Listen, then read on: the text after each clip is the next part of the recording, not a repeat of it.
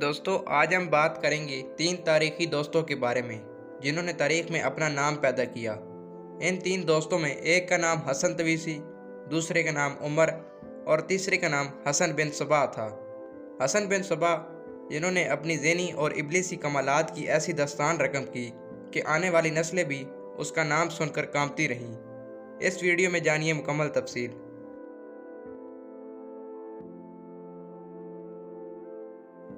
یہ 11ویں صدی عیسوی کا زمانہ ہے اور ملازگرت کی فتح کے بعد سلجوق سلطنت بڑی مضبوطی کے ساتھ قائم و دائم ہو چکی تھی۔ اس زمانے میں مشہور امام موافق کی درسگاہ نے عالمی شہرت پائی، کیونکہ یہاں سے وقت کے عظیم لوگ فارغ التحصیل ہوئے، یا یوں کہیے کہ امام موافق کے مدرسے سے فارغ ہونے والے بیشتر لوگوں نے تاریخ میں اپنا نام پیدا کیا۔ اسی مدرسے میں 3 طلبہ کی دوستی قابل رشک سمجھی جاتی تھی، جن کا اٹھنا بیٹھنا، کھانا پینا سب کچھ ایک ساتھ تھا۔ 2 ہم نام تھے، جن میں ایک کا نام حسن تویسی اور دوسرے کا نام حسن بن صبا تھا۔ تیسرے دوست کا نام عمر تھا، جو بعد میں عمر خیام کے نام سے مشہور ہوا، جس نے اپنی علمی دھاک ایسے بٹھائی کہ لوگ آج تک اس کی علمی باتوں کو بطور حوالہ پیش کرتے ہیں۔ عمر خیام وقت کا بہترین شاعر اور علم دان بنا، جس کی تحقیق اور علمی تدبر سے آنے والے زمانے سیراب ہوتے رہے۔ حسن تویسی، جنہیں تاریخ نظام الملک خواجہ حسن تویسی کے نام سے جانتی ہے، انہوں نے اپنے علم و دانش اور تدبر کے باعث سلجوقیہ سلطنت میں جگہ بنائی اور وزارت عظمیٰ کے عہدے تک پہنچے۔ سلاطین نے ہی انہیں نظام الملک کا خطاب دیا تھا اور سلطنت کا کوئی کام ان کے مشورے کے بغیر نہیں کرتے تھے۔ ان کا بنایا ہوا مدرسہ نظامیہ آج تک اپنی تاریخی حیثیت کے ساتھ موجود ہے، جس نے ایک زمانے کی علمی تشنگی کو سیراب کیا ہے۔ تیسرا کردار حسن بن صبا، جس نے نہ صرف تاریخ میں جگہ بنائی بلکہ اپنی ذہنی اور ابلیسی کمالات کی ایسی داستان رقم کی کہ آنے والی نسلیں بھی اس کا نام سن کر کانپتی رہیں۔ وہ کردار جو اپنے چند ساتھیوں کے ساتھ تھا، مگر وقت کے بادشاہ بھی اس پر ہاتھ ڈالنے سے ڈرتے تھے، اور جو حکمران اس کے خلاف کارروائی کی کوشش بھی کرتا، اسے بے دردی سے قتل کر دیا جاتا تھا۔ حسن بن صبا کی پوری تاریخ تو پڑھنے سے تعلق رکھتی ہے، مگر میں آپ کو یہاں چیدہ واقعات کے ذریعے اس کی حقیقت بتانے کی کوشش کرتا ہوں۔ حسن بن صبا شروع میں اسماعیلی فرقے سے تعلق رکھتا تھا اور ایک زمانے تک اپنے آپ کو سنی ظاہر کرتا رہا، مگر بعد میں اس نے اپنے ہی نئے فرقے کی بنیاد رکھ دی اور خود کو خدا کا الچی اور امام بنا کر مذہب اسلام کے بیچ کنی کرنے لگا۔ اس نے تاعمر اپنے آپ کو اہل اسلام ظاہر کیا اور اپنے پیروکاروں کو گمراہ کرتا رہا۔ عمل تنویم کا باقاعدہ استعمال سب سے پہلے حسن بن صبا نے ہی کیا تھا۔ اس سے پہلے یہ علم ایک نامعلوم حیثیت سے موجود تھا۔ اس نے مشہور قلعہ الموت میں اپنی حکومت قائم کی اور یہیں مشہور اور بدنام زمانہ جنت تعمیر کی گئی، جہاں حسن بن صبا نے 35 برس تک حکمرانی کی اور 90 سال کی عمر میں طبعی موت مرا، کیونکہ کسی کو اس کے قلعے کے قریب آنے کی جرات بھی نہیں ہوئی۔ حسن بن صبا کی کامیابی کی سب سے بڑی وجہ اس کے فدائین تھے، جو بعد میں حشیشین کے نام سے بھی مشہور ہوئے، کیونکہ وہ حشیش ایک قسم کی بھنگ کا نشہ کرتے تھے۔ یہ فدائین تھے کیا؟ اس بات کا اندازہ آپ ان واقعات سے لگا سکتے ہیں۔ جب حسن بن صبا کا فتنہ بڑھ چکا تو سلجوقی سلطان ملک شاہ نے اس کے خلاف لشکر کشی کا فیصلہ کیا۔ لشکر کشی سے پہلے ایک قاصد کو یہ پیغام دے کر بھیجا گیا کہ حسن بن صبا خود کو سلطنت کے حوالے کر دے اور اپنی منفی سرگرمیاں ختم کر دے، ورنہ اس کے قلعے پر چڑھائی کر دی جائے گی۔ الچی نے یہ پیغام قلعہ الموت میں جا کر حسن بن صبا کو سنایا۔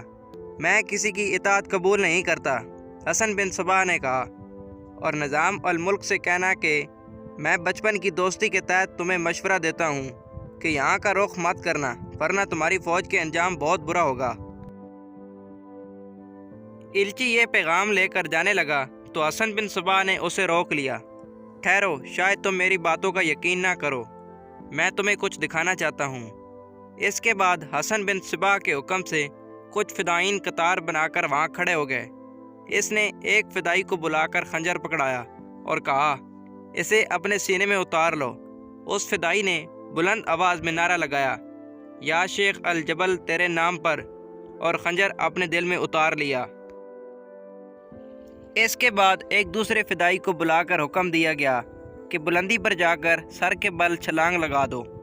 وہ خاموشی سے گیا اور چھت سے چھلانگ لگا دی اور اپنی گردن تڑوا بیٹھا۔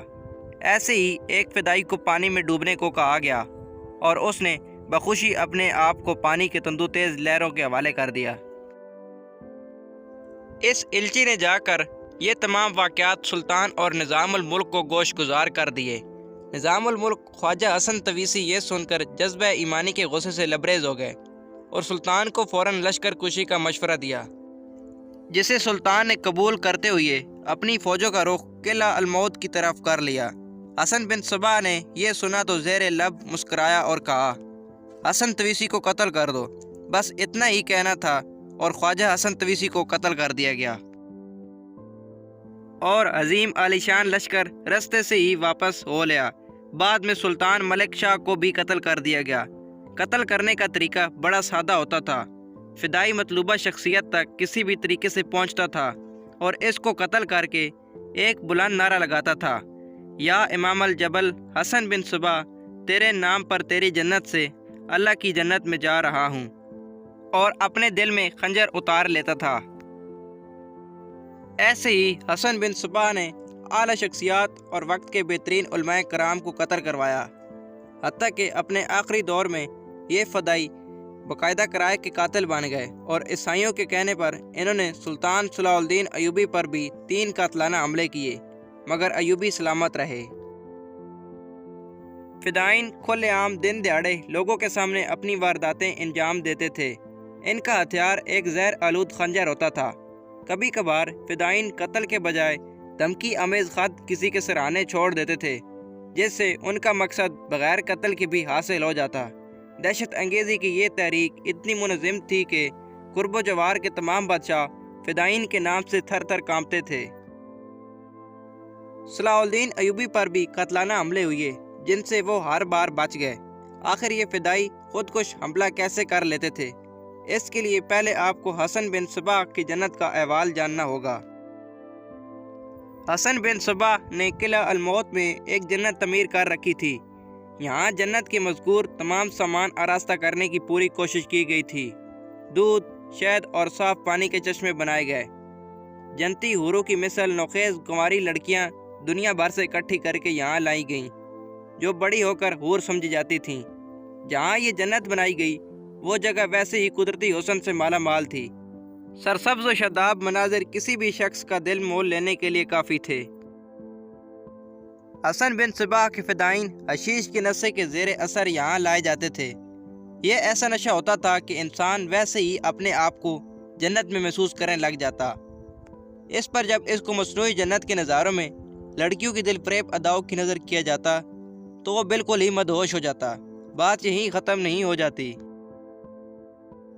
یہاں جو بھی لایا جاتا وہ اٹھتی نوجوانی کی عمر میں لایا جاتا تھا۔ بھنگ، حشیش کا نشہ، جنت کے حسین نظاروں اور حوروں کے علاوہ ان پر عمل تنویم کیا جاتا تھا، جس میں حسن بن صبا نے خاص مہارت حاصل کی تھی۔ 12 سے لے کر 17 سال تک کے یہ لڑکے جب عمر کی پختگی تک پہنچنے لگتے تو وہ ایسے ہی محسوس کرتے تھے جیسے وہ واقعی جنت میں رہتے ہوں، اور اس کے بغیر ایک لمحہ جینا بھی ان کے لیے محال ہوگا۔ ان سے کہا جاتا کہ فلاں کو قتل کر کے خود کو مار لو گے تو اس سے بڑی اللہ کی جنت میں پہنچ جاؤ گے۔ ان تمام مراحل میں وہ شخص ہم وقت ایک خواب کی کیفیت میں رہتا تھا، جو حشیش اور ہپناٹزم کا اثر تھا۔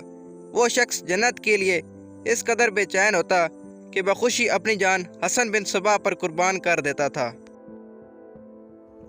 حسن بن صبا نے لمبی طویل عمر پائی اور الموت میں ہی اس کی موت واقع ہوئی۔ اس کی موت کے بعد ایک بزرگ اس کا جانشین بنا، جو اس کا بیٹا بتایا جاتا۔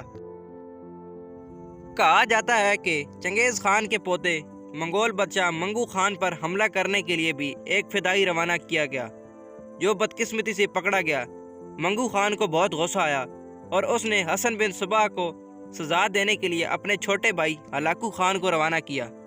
ہلاکو خان نے ہمیشہ سے ناقابل تسخیر سمجھے جانے والے قلعہ الموت کی اینٹ سے اینٹ بجا دی۔ حسن بن صبا کے جانشین اور آخری شیخ الجبال رکن الدین خور کو گرفتار کر لیا گیا اور اسے اس کے تمام بچوں اور ہزاروں فدائیوں سمیت بڑی بے رحمی سے قتل کر دیا۔